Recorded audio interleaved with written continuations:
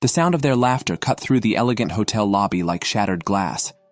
I stood frozen behind a marble pillar, my designer handbag suddenly feeling like a lead weight against my arm.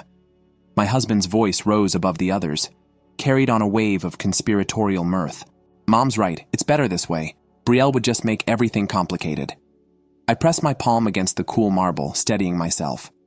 "My name is Brielle, and I just discovered I wasn't invited to my own family's vacation. The vacation I was paying for. The Louis Vuitton suitcase I'd packed sat abandoned in my car, filled with carefully chosen outfits and thoughtful gifts for everyone, including my nephew Ethan's favorite comic books. What a fool I'd been. "She's always trying so hard," I heard Chloe, my sister-in-law, chime in. "It's exhausting watching her attempt to fit in." My mother-in-law, Eleanor's response was swift and cutting. "Well, new money always shows. Though I must say, her generosity has its uses." They laughed again, the sound echoing off the vaulted ceiling. I watched them through the reflecting pool of the fountain, their images rippling and distorting. Mark, my husband of 3 years, stood slightly apart from the group, hands in his pockets. He didn't defend me. He never did. "Did you tell her you had a work emergency?" Eleanor asked. "Yeah," Mark replied, scratching the back of his neck, his tell when he was lying. "She bought it. Said she'd wire the money for the rooms today." My fingers moved to my phone, muscle memory already pulling up the banking app. Then I stopped. The realization hit me like a physical blow. I'd been doing this for years, supporting them, funding their lifestyle, desperately trying to buy my way into a family that saw me as nothing more than an ATM with an unfortunate personality. "Excuse me, madam," a hotel staff member approached me. "Can I help you with anything?" I straightened up, forcing a smile. "Yes, actually. I need to speak with your manager about some reservation changes." The staff member nodded, gesturing toward the front desk. As I walked past my husband and his family, none of them noticed me. They were too busy planning their week of luxury on my dime. At the desk, I met the manager's eyes. "The Carter party reservation? I need to make some adjustments." "Of course, Mrs. Carter. What can I do for you?" I'd like to move my reservation to the presidential suite." I paused, letting the weight of my next words settle. "And I need to cancel the other rooms. Immediately." The manager's fingers hovered over the keyboard. "All 5 rooms?" "Yes, and please ensure my name is flagged as the only authorized payment source for any charges to those rooms." As I completed the changes, I heard Eleanor's voice rising in indignation at the other end of the lobby. The front desk must have notified them already. I didn't turn around. "Will you be checking in now, Mrs. Carter?" I shook my head, picking up my new key card. "No, I'll return this evening. But first, I have some shopping to do." My voice sounded strange to my own ears, calmer than I felt, with an edge I'd never heard before. Walking out of the hotel, I heard Mark calling my name. I didn't stop. The summer air hit my face, and for the first time in years, I felt like I could breathe. My phone buzzed continuously in my bag. Mark, Eleanor, Chloe, all demanding explanations. I slid into my car and finally checked one message. It was from Ethan. "Aunt Brielle, where are you? I missed you." My throat tightened. I typed back, "I'll see you soon, buddy." "I promise." Then I blocked everyone else's numbers and pulled away from the curb. They wanted a vacation without me? Fine. Let's see how they enjoyed it without my money. Instead, I spent 3 hours driving aimlessly before pulling into Oliver's driveway. He took one look at my face and wordlessly led me to his back porch, returning with 2 glasses of whiskey. The ice cubes clinked against the crystal as my hands shook. "They planned it for weeks," I said, staring at the manicured lawn. "Weeks of lying to my face, laughing behind my back, and I just kept writing checks." Oliver leaned back in his chair, his silence more comforting than any platitudes. We'd known each other since we were kids in foster care. He understood the weight of chosen family. My phone lit up again. Mark's 20th call. This time he left a voicemail. I put it on speaker. "Bree, baby, please." Mom's hysterical. "The hotel's threatening to call security. Just talk to me. We can fix this." Oliver snorted. "Funny how fixing this only matters when the money stops flowing." Before I could respond, my phone chimed with a text from Chloe. "How dare you embarrass us like this after everything we've done for you?" Everything they'd done for me. My laugh sounded hollow. Last month, I paid for Ethan's entire private school tuition. Last week, I covered Eleanor's emergency roof repair. Yesterday, I bought Chloe's husband a new golf set because she said he was depressed. And Mark? I took a long sip of whiskey. Mark hadn't held a job longer than 6 months since we got married. Said he was finding himself. Meanwhile, I was running my company, managing their lives, and apparently, funding vacations I wasn't good enough to attend. My phone buzzed again. This time it was Eleanor. I've never been so humiliated. Is this how you repay family? Family? I whispered, the word bitter on my tongue. You know what Eleanor told me when Mark proposed? She said I was lucky they were willing to overlook my unfortunate background, that money couldn't buy class, but at least it could buy acceptance. Oliver's expression darkened. And you stayed? I pressed my palms against my eyes. I thought if I tried hard enough, gave enough, they'd eventually see me. Really see me. God, I'm such an idiot. You're not an idiot. You're someone who lost her parents too young and wanted a family. They're the ones who took advantage of that. A new message appeared from Ethan's phone, but clearly typed by Chloe. Ethan's crying because of you. Hope you're happy. Something snapped inside me. I stood up, pacing the porch. 3 years. 3 years of bending over backward, of smiling through their snide comments, of watching Mark choose them over me every single time. And for what? To be their dirty little secret, their personal ATM. So what are you going to do about it? Oliver asked. I stopped pacing, my mind suddenly clear. First, I'm calling my lawyer. Then my accountant. I need to know exactly how much of my money they've burned through. And Mark? I drained my glass. Mark made his choice in that hotel lobby. Now I'm making mine. Oliver studied me for a moment. You know they'll try to paint you as the villain, the cold-hearted rich woman who abandoned her loving family. Let them try. I pulled out my phone and started typing. I've kept every receipt, every text message begging for money, every email about their latest emergency.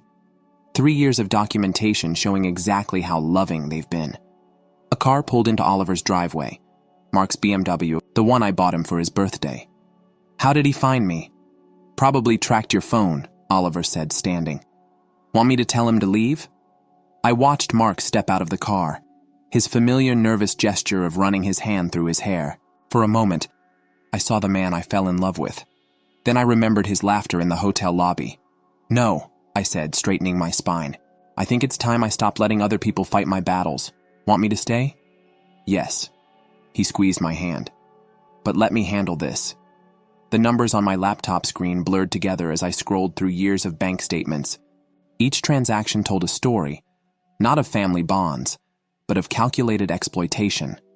My accountant's email sat open in another tab, its content still making my stomach churn. Did you know, I asked Mark, who sat across my home office, his head in his hands, about your mother's gambling? He didn't answer. The silence stretched between us like a chasm. $40,000, Mark. That's how much she's lost at Riverbend Casino in the past year alone, using the credit card I gave her for emergencies. She said it was for medical bills, he mumbled. I laughed, the sound sharp enough to make him flinch.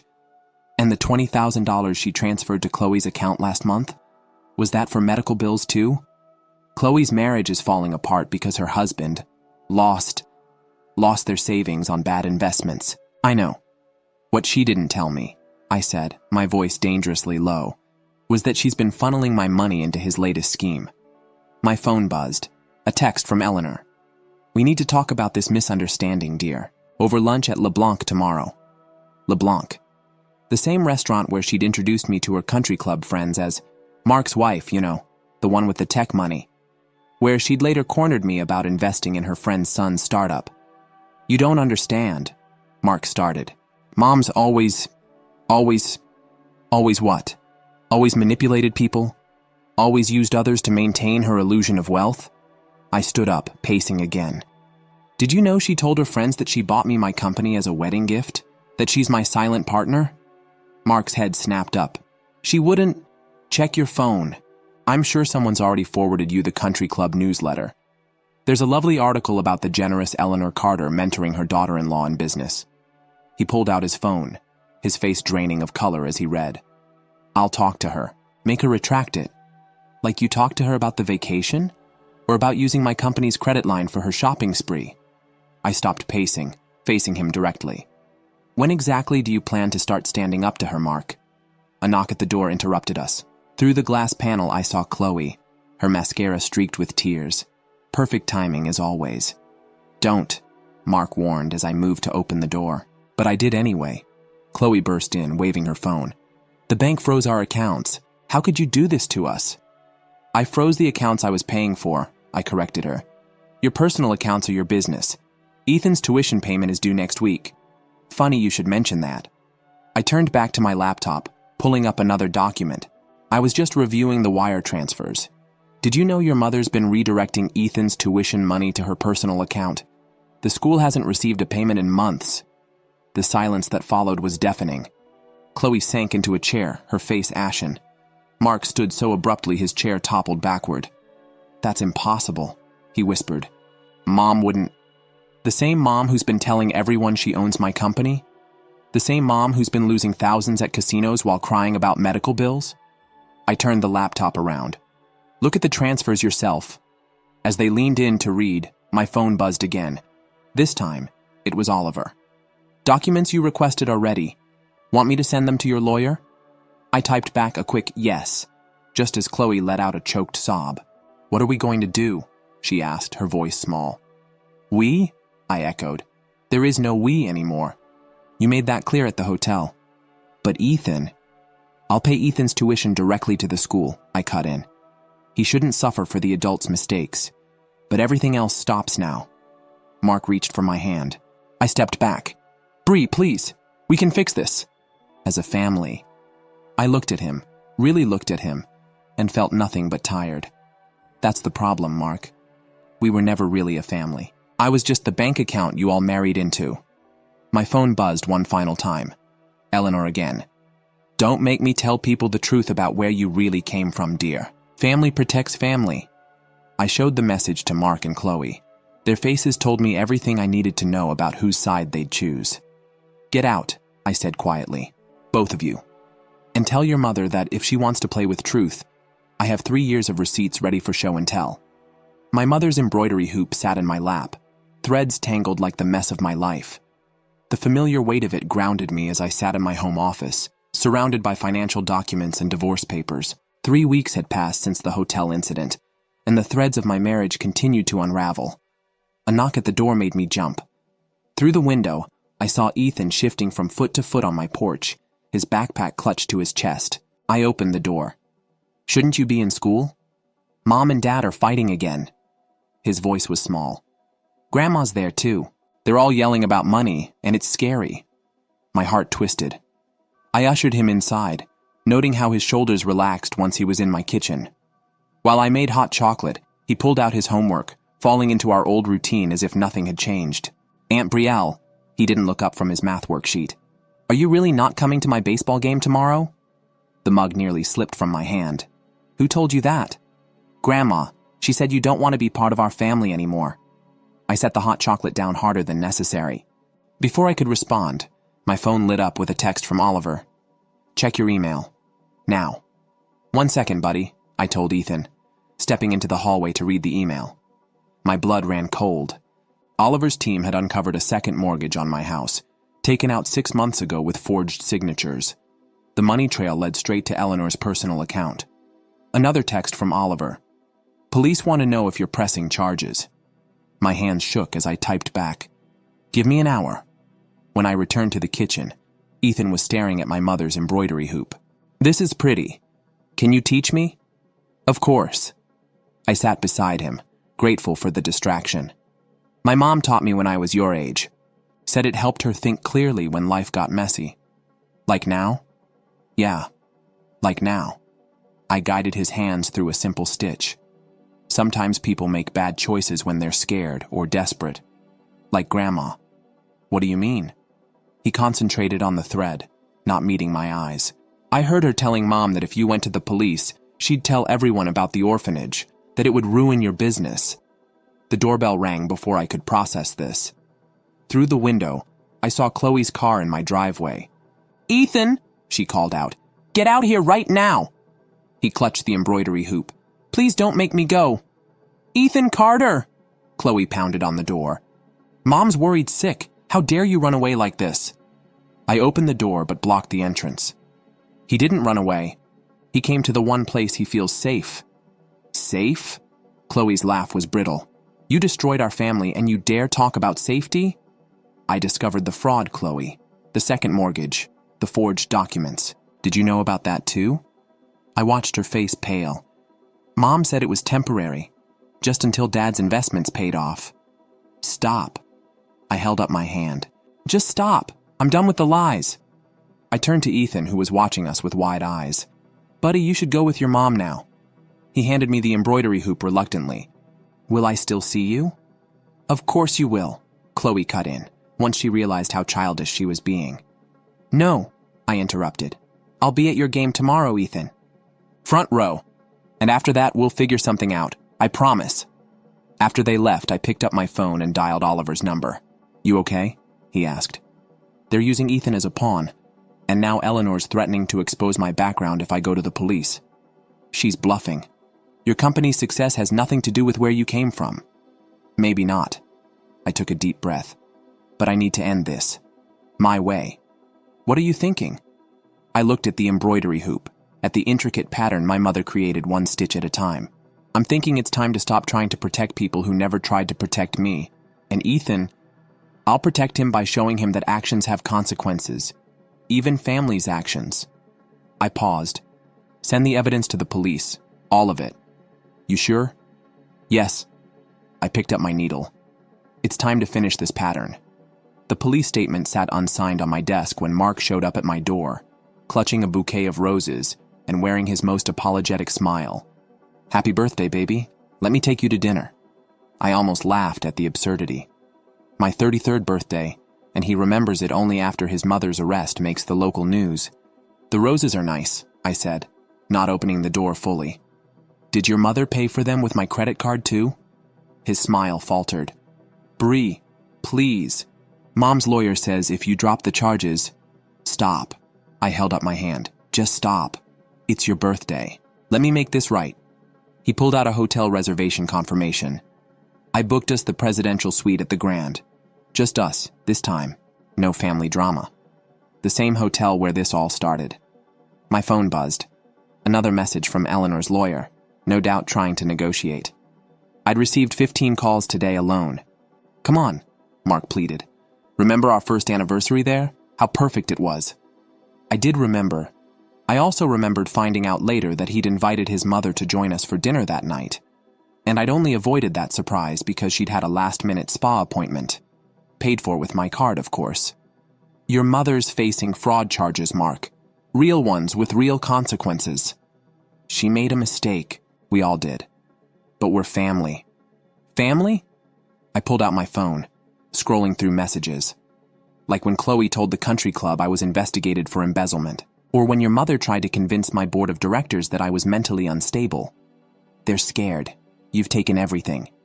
I took back what was mine. My voice didn't shake anymore when I said this. There's a difference. He stepped closer, his cologne familiar and dangerous. One dinner. Let me explain everything. Before I could respond, a car pulled into my driveway. Oliver. He stepped out holding a manila envelope, his face grim. Perfect timing, I said, stepping back from Mark. Come in, Oliver. Mark's expression darkened. Him? Really? On our birthday dinner night? Your mother's birthday gift arrived early, Oliver said, handing me the envelope. Thought you should see it right away. Inside were screenshots from a private investigator. Photos of my childhood foster homes, medical records, court documents about my parents' death, all annotated in Eleanor's elegant handwriting. Too traumatized for business leadership. History of family instability. Potential PR nightmare. She was going to send these to your shareholders next week, Oliver explained, along with some creative interpretations of your company's financials. Mark grabbed the papers. She wouldn't. She was just protecting herself, I said quietly. From what? From the orphan who gave her everything she asked for, who funded her lifestyle, who tried so desperately to be the daughter she wanted. Get out. The words came easily now. Both of you. Oliver raised an eyebrow but nodded understanding as he left. Mark made one last attempt. The hotel reservation. Our anniversary. Suite is as empty as every promise you've ever made. I handed him back the roses. Give these to your mother. I'm sure she'll appreciate the gesture, especially since she probably paid for them. Bree, I signed the divorce papers this morning. I stepped back inside. Happy birthday to me. I closed the door on his protests and leaned against it, listening to his footsteps fade. My phone buzzed again. A text from Ethan. Happy birthday, Aunt Brielle. Mom says I can't come over, but I made you something in art class. Attached was a photo of a crayon drawing, me teaching him embroidery, both of us smiling. In wobbly letters across the top, real family. I looked at my mother's embroidery hoop, then at Eleanor's annotated investigation photos. 3 years of trying to buy love, of attempting to stitch together a family that was already rotted at the seams. I picked up the unsigned police statement. There was a certain poetry to it, Eleanor trying to use my past against me, not realizing that surviving that past was what finally gave me the strength to do this. I signed my name with steady hands. Some patterns, I'd learned, weren't worth completing. The Grand Hotel's presidential suite felt like a mausoleum.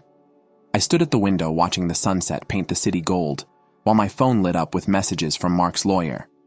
Apparently, pressing charges against your mother-in-law is unnecessarily vindictive. A knock at the door made me jump. Room service wheeled in my solitary birthday dinner, the same meal I'd planned to share with the family weeks ago. The waiter's pitying smile told me he remembered me from that day. Will anyone be joining you, Mrs. Carter? No. I gestured to the empty room.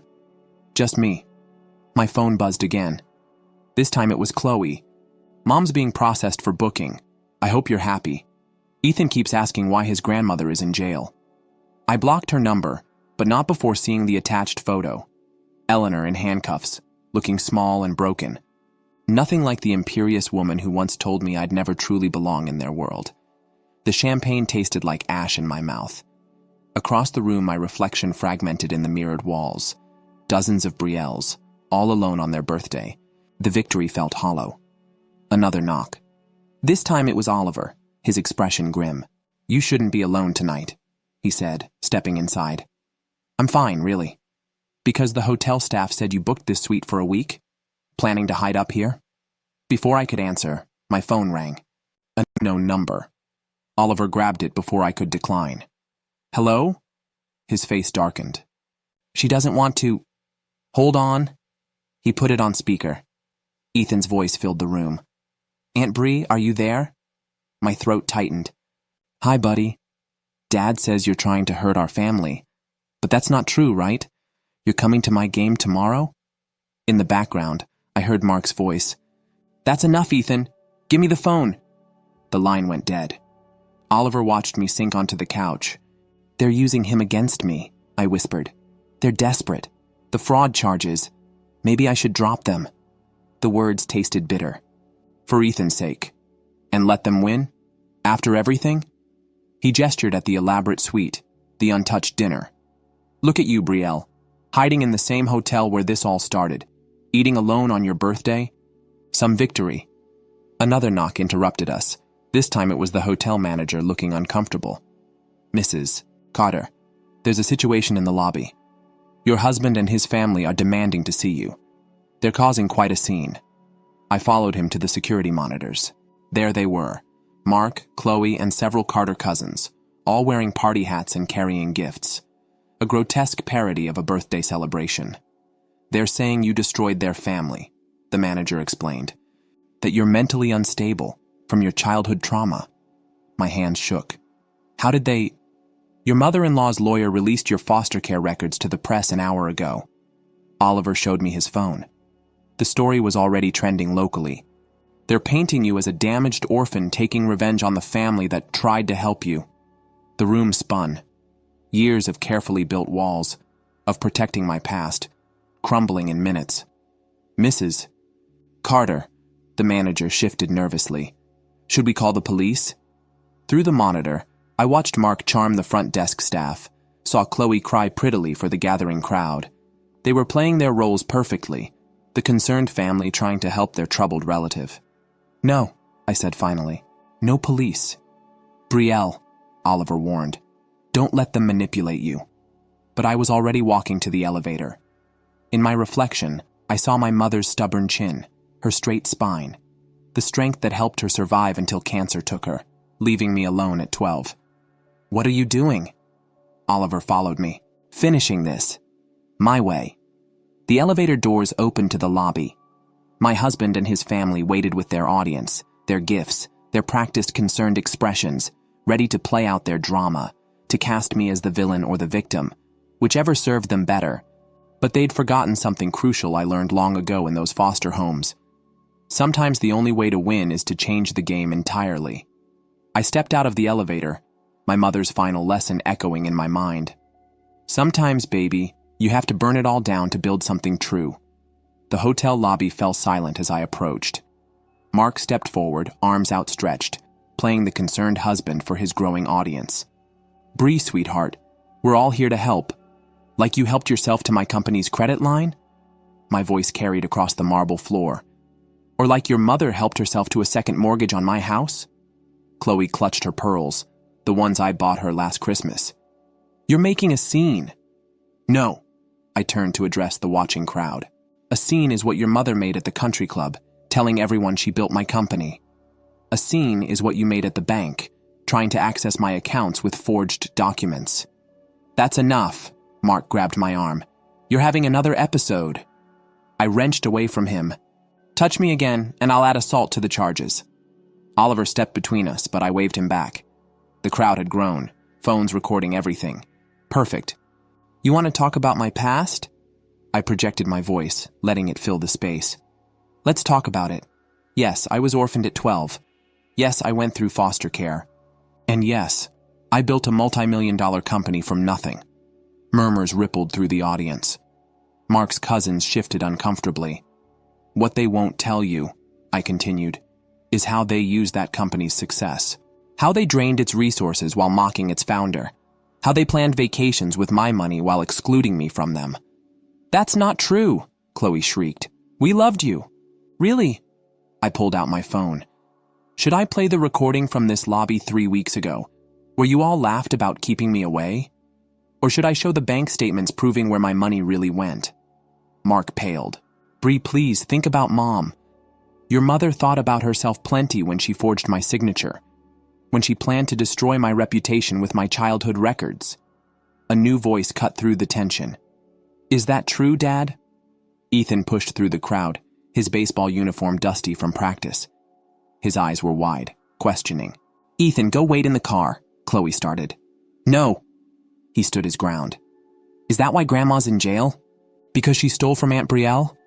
The silence was deafening. Mark looked between his nephew and me, trapped in his own web of lies.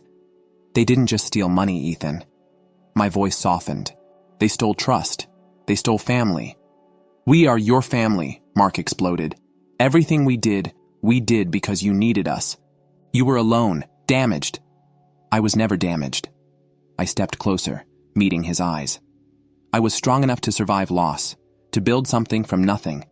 The only damage here is what you did to cover your own inadequacies. Chloe lunged forward, hand raised to slap me, but Oliver caught her wrist. The crowd gasped. It's over, I announced, loud enough for everyone to hear. The fraud charges stand. The divorce proceeds. And this, I gestured to their gathering, their gifts, their performance. This ends now. You'll regret this, Mark warned. When everyone knows your story. My story? I laughed, and it felt like freedom. My story is that I survived. I succeeded. And now I'm strong enough to walk away from people who never deserved me. I turned to Ethan, who watched with tears in his eyes. Your baseball game tomorrow? I'll be there, front row. Some promises are worth keeping.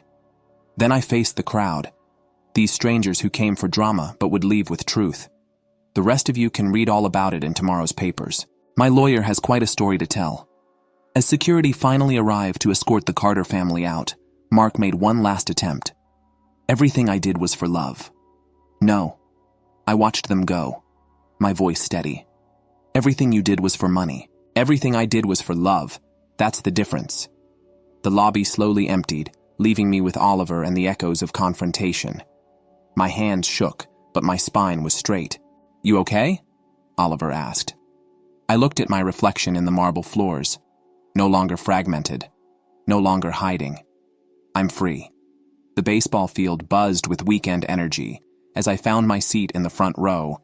Parents clutched coffee cups and cheer cards, unaware or uncaring of yesterday's hotel drama. Social media moved fast. Today's scandals had already buried yesterday's viral videos. Ethan spotted me from the dugout and waved. I waved back, ignoring Chloe's rigid posture 3 rows behind me. The divorce papers were signed this morning, their weight still fresh in my hands. Mark didn't show up. "Bold choice," Oliver said, settling beside me with hot chocolates. "Coming here after everything. Some promises matter more than revenge." Ethan stepped up to bat, his stance perfect. We'd practiced for hours in my backyard last summer. The pitch came fast, but he was ready. The crack of bat meeting ball echoed across the field as he ran. Something fell from his pocket.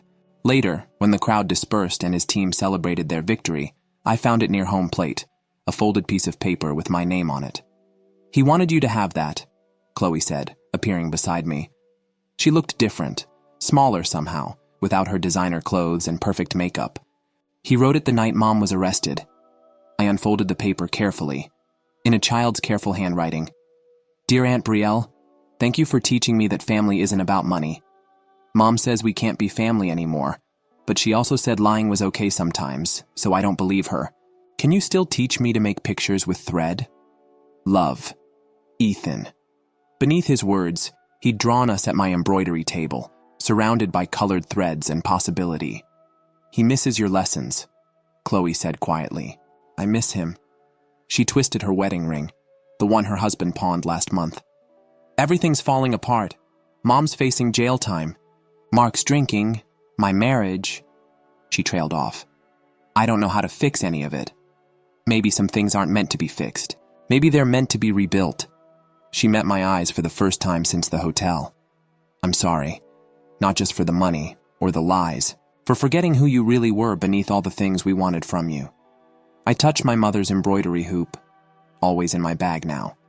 "You know what my mom used to say about embroidery? The back of the pattern shows the truth, all the knots and tangles that create the beautiful image on top. You can't have one without the other."